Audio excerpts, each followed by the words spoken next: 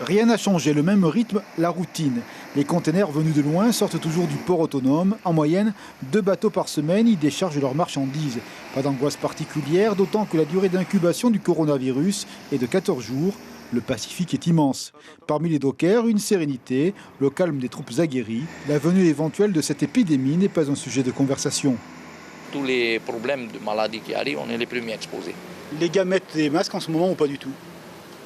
Non, pas du tout. Peut-être pour le ciment, oui.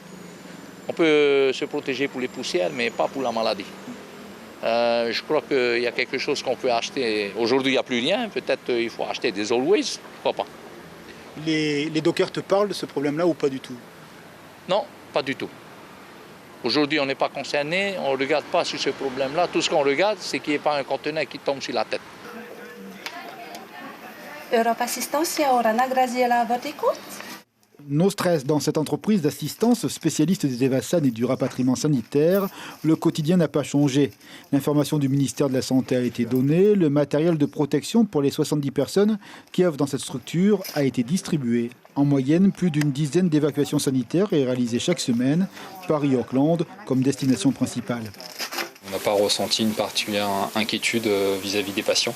On a eu nos collègues qui nous ont justement demandé pour savoir comment gérer pour les patients qui partent en évacuation sanitaire.